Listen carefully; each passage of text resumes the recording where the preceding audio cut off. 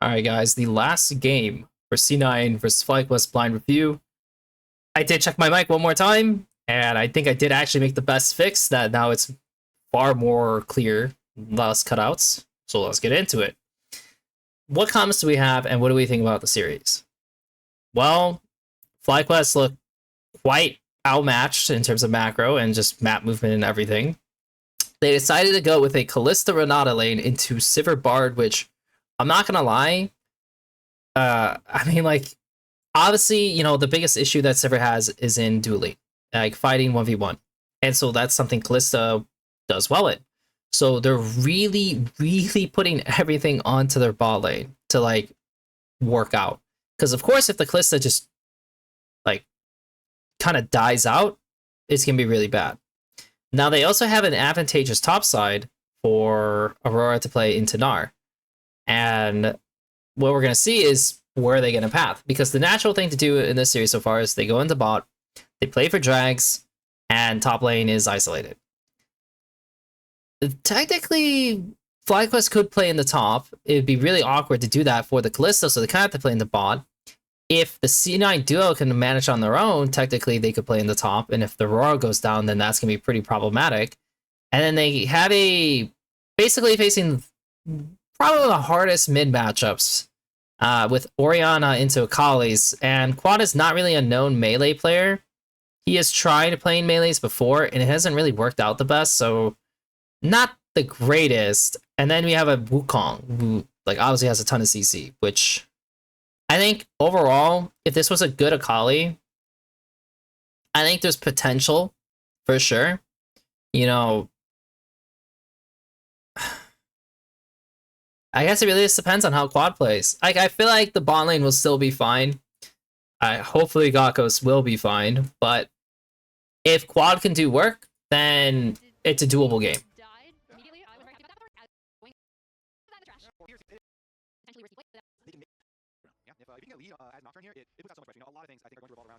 So they're both pathing into bot. There's nothing funky happening.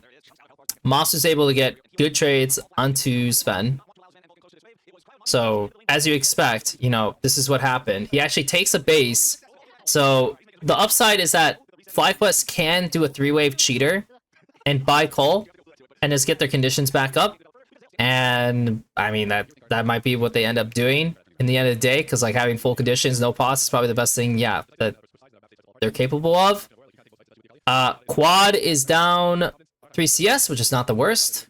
I mean, as long as he's, like, as long as he's not, like, down 10 plus, like, it'll be fine.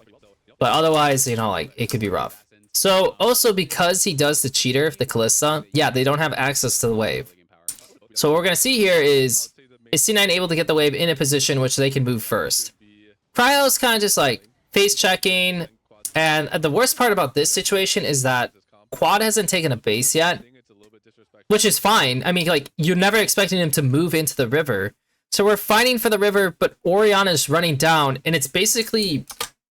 I feel like the funniest thing about this situation is that always at crap. Literally, this is actually such a terrible tell by Griffin that the idea that he always just goes for the crab no matter what, that's pretty terrible. That's not a good, like, tell for you as a player to be doing that. And the fact that the coaches aren't... I mean, if the coach is not saying anything to him, that's even worse. So, Cryo's walking in, gets chunked before anything happens, and now they're like, oh my god, Blaber's inting, let's kill him, let's kill him. Oh, fuck, APA's here. Oh, shit. Dead. And, like, Thinkard just has to look at this and be like, well, we fucking lost. Like, literally, that's the game. If he dies, it's the game. That's the game. That's it. Game's over. We're gonna watch the rest of it, and I'm gonna put it 3 times, and I'm gonna do something that I rarely do. I'm not gonna fucking pause. I'm not gonna pause the game, because, theoretically, Orianna being 2-0 and having double buffs is a nightmare for Akali to deal with.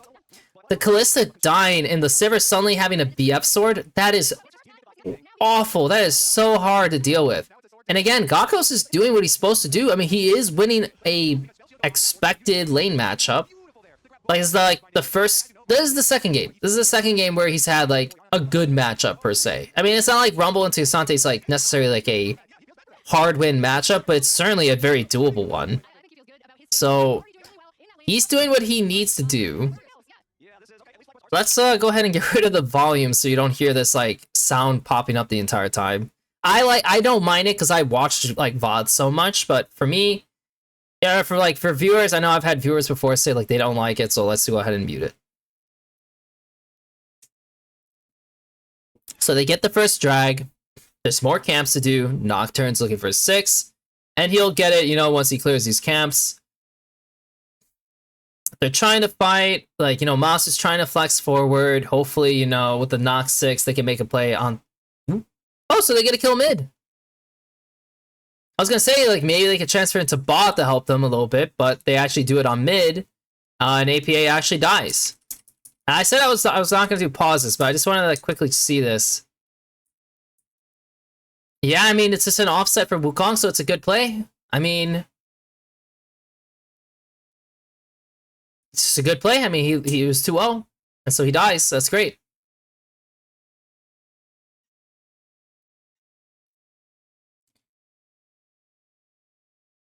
So Nocturne has no R, which technically means that like Wukong could just play for the Grubs whenever he wants to after he does this clear. There's really nothing happening on bot side, so I don't really know what he's gonna do other than like if they think they can dive. Oh no, you're fucking kidding me. Oh shit. I mean, if you look at this, the problem is that so Renata went into the bush, and they know Renata never left the bush, so they can deduce that she based. And so she could be running into bot. And they feel confident. The only reason that this works is because they're thinking to themselves, Renata's not level 6. And I said I was not gonna pause, but like I kind of want to pause just to talk about it. If she shows up, it's a 3v2. If Nocturne shows up, it's a 3v3, but Nocturne has no R, so they win. And Orianna was in base, so Orianna was not involved in this, I guess. But yeah, no matter what, it would look like a decent play for them. And so Griffin gets the grubs, and it's very clear, though, from the way Blaber is playing that he isn't prioritizing the grubs at all. And this is something that, like, is an ongoing thing in that because grubs are weaker, they're not as strong, they're not really nearly as beneficial compared to just going for plays. Like just playing on no flashes, killing people in lane. Like, I feel like that's a lot more useful to get the quests done sooner. Okay, Gakko's just kind of... Dude, are you shitting me, man? You know, Gakko's literally played Aurora in another matchup. I think it was against... Was it against Dokla? I think it was against Dokla. And he died the same way. Like, he just did something dumb and died.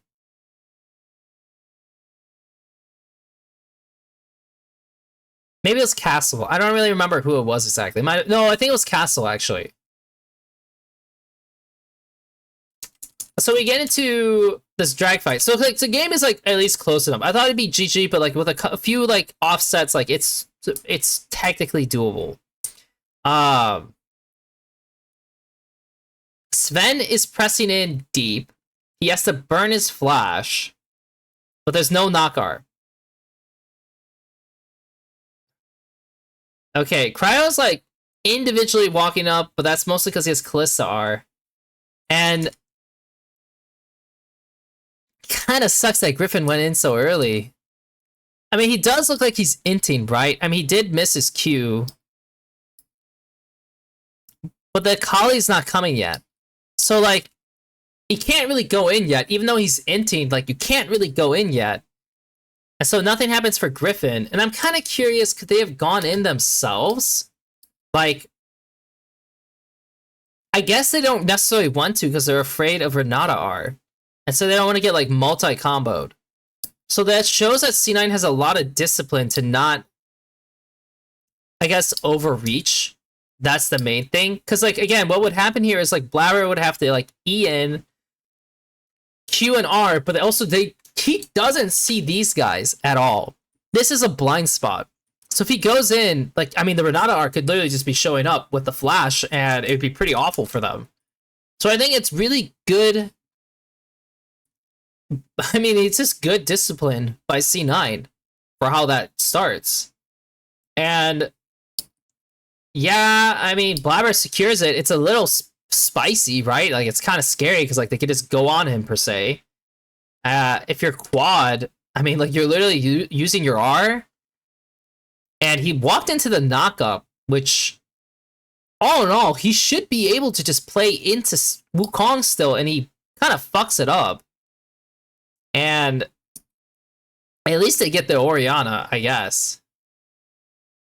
I guess. But they did lose the drag, which is the more rougher situation.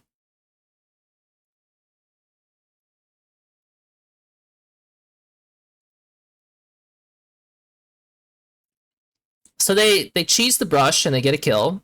I mean, they're getting something, you know, they're getting a little bit.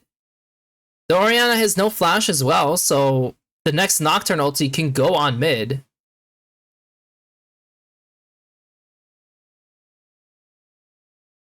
And FlyQuest Duo is keeping things well kept. It does suck that Gakos is kind of like slipping a little bit. That's not good. Sivir went mid. They said, fuck the Bale. He's on Bork. We're not doing this shit. So now it's just going to get a little weird for FlyQuest because the duo needs to press up into Sivir, and then they're going to have shifts, right? So what can you do with the duo shifts to create fights? And for me, I'm not going to lie. Like, personally, you know, when Griffin's doing this clear, the Bard is very clearly on that set. I mean, like, obviously, ideally, we should be throwing Renata Q if that's, like, I hope to God Renata Q's up. Like, I don't know. But they weren't able to find him, so they kind of waste Nocturne R again, which now means Herald is just gone. And so he's trying to trade into bot side after that play. And the Orianna's like, well, we're not playing the bot side, so I'm just going to go ahead and leave and do something else. And shit. And so, like, he's just, like, isolated. I mean, he knows, like, Ori's not bot. So, like, he knows he's isolated, and he ends up eating a shit trade somehow. So, like, that puts him in dive territory, which now that's his fault. And he dies. And Nara's gonna recover bot. And at the same time, because Nocturne doesn't have R yet, obviously he's not trying to do anything. And we don't know where the jungle is, and then Massu is still playing forward, which I don't know why, so he dies randomly. So effectively, we've lost the top laner as FlyQuest, we lost our AD. Like, damn, man, like that's... And we lost mid-turret, so now, like, the dual lane can't even play the same way they usually want to play because they don't have that protection. But at least the upside is they get the drag because of the plays that C9 made in the end. Like, they just don't have the time to, like, run into bot. And then we have Quad, who is pretty strong, actually. And he's actually able to find a play onto Blaber, which is pretty fucking awesome, low-key. Of course, if he dies, it's like... Oh, wow. He actually flashed on him. Oh, he's dead. That's rough. Well played by Quad. Shit. You know, like, personally, again, I don't think Zakali's that great. But the fact that he actually got that kill and knew that because Wukong R is down, he could, like, just all in this guy was pretty phenomenal. I mean, seriously, like, whenever you get these kinds of plays where you 1v2 and you get out, it's just such a huge momentum switch. So yeah, like, as a coach, I would be very fucking happy about that too. Like, holy fuck, we're so in it.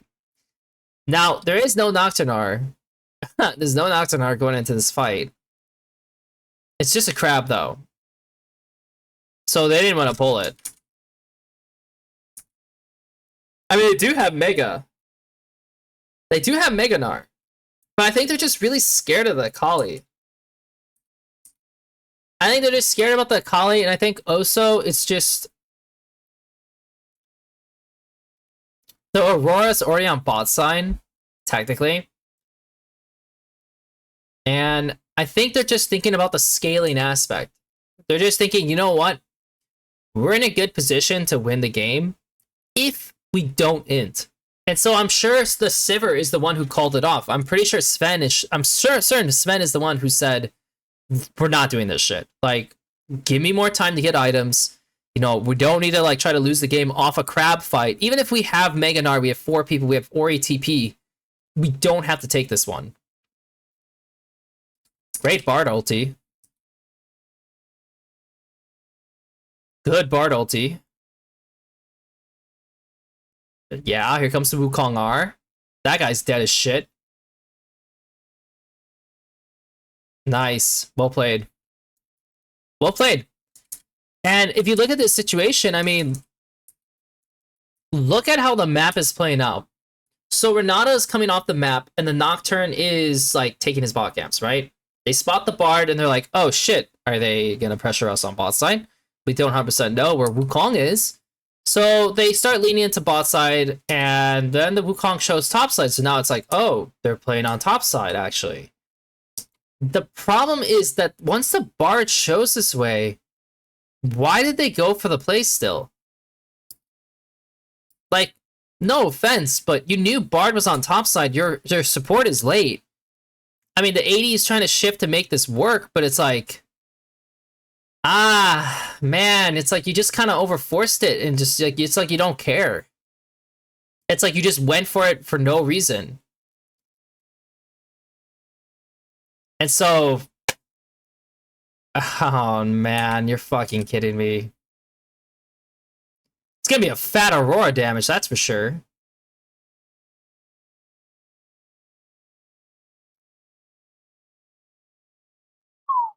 Sorry, I whistled again. But like, yeah, man. Yeah, I mean, I don't know.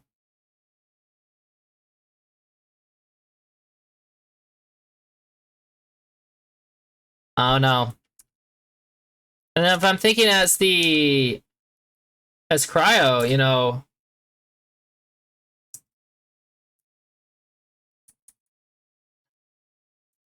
like low key, I'm kind of surprised he did not just Renata R here. Like, I really don't know what he's doing. Why is he not Renata R? Like, if they Renata R, there's a shot that they could get out of this, and he definitely should have W for someone. I mean, he also just like randomly blew his entire load for no reason too here, but that's a different story. But yeah, he played that really bad, and then also yeah, the Kalista R was awful. I mean, like, yeah, the Kalista R was really bad. I mean, that like made it even worse. So not only did the Renata not play it well, but the Kalista R was awful, and yeah, I mean, they just completely screwed that up.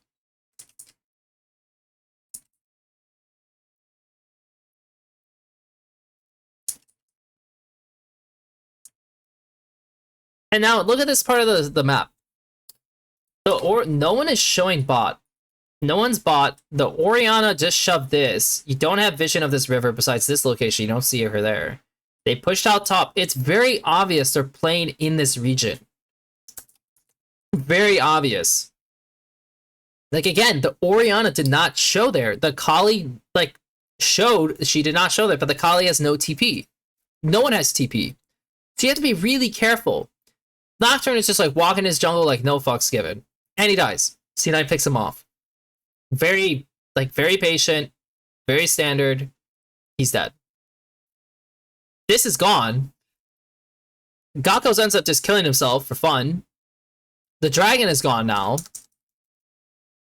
And then we get into another fight, and maybe this is just a case of like, oh, we're on drag, we're also doing the bot wave, we don't have TP on Orianna, and it's just like we're doing too much at once.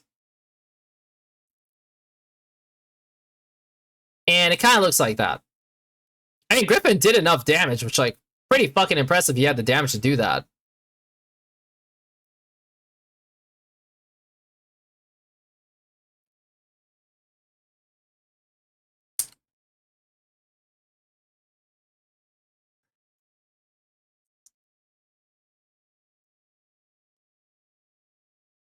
I mean, dude, they're just like playing in their face so much, man. Like, damn.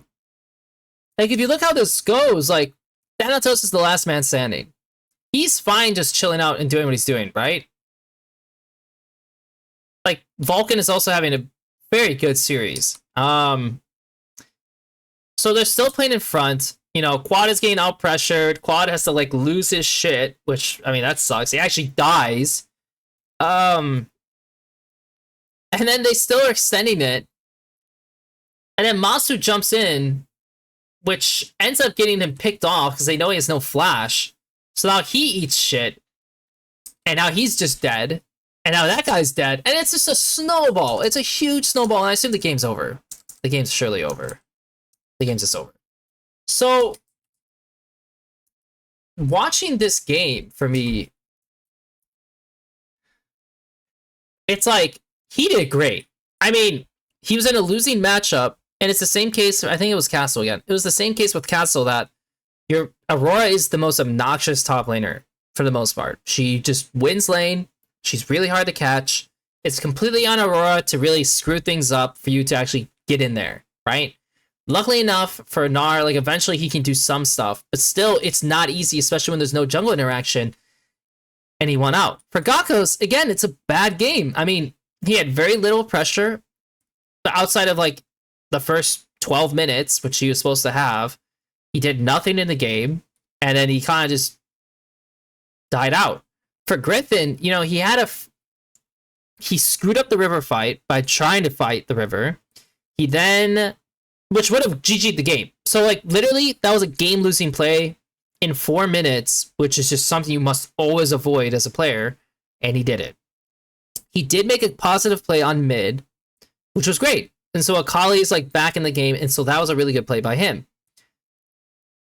But then as it kept going, he kept making these really bad ulti decisions that, like, were too early, people weren't set up, and so he didn't really get a lot going. The major thing C9 had, like, that went poorly for them was that when they were contesting too many things at once, one on mid waves, and they're catching the mid wave high, and it led to them possibly dying. For Quad, this was a better game for him. Like, oof.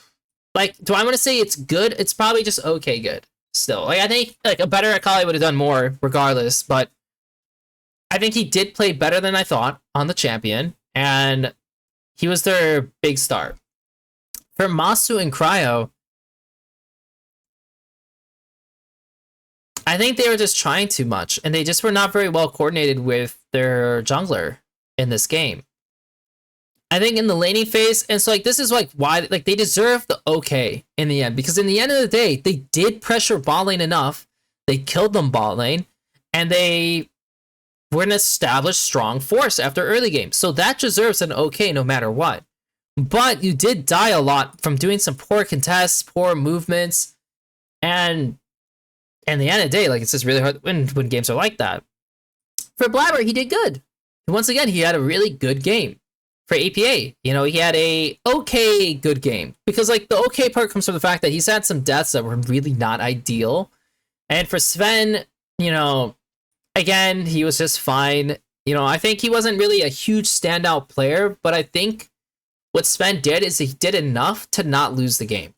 You know, he was not inting his face off when he was losing or in bad positions. And so by doing that, by taking the right base timers and these kinds of things, preserved his ability to actually have an impact on the game. And when a right opportunity did show up, he made it work.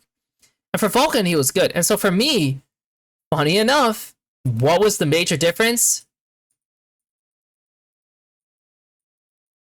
Oh, man. The yellow does not look good on there. What was the major diff? Jungle support. And that is exactly where FlyQuest should get beat. Really hard. The major difference was definitely in jungle support in terms of they were doing smarter things on the map. They were working better together. They were picking them apart based on the vision that was shown. Like, I think genuinely these guys just showed up way better. And I will say, there was a big fucking diff. There was a big diff in a way in top lane. Like, maybe it was not so noticeable in the Renekton game. But at least in games 1 and 3, it was very evident that like who was doing more in that game, and it was Thanatos. And so for FlyQuest, you know, like what can they take away from this series is they really needed to get their shit down on terms of like what to fight. Like right now, they're just some headless chickens just going around and just like doing whatever they want. They need to figure this out. For C9, I mean, it's really just again making sure we're playing the lanes the best we can and just like avoid some of the int moments. But generally, they played pretty good. I mean, the MVP for sure is Blaber. I mean, I think he played very well. I mean, you could say Vulcan is like also like another MVP candidate for this game, or this series. Like, I think these guys were just really good. And obviously, the upside for FlyQuest is their bot lane.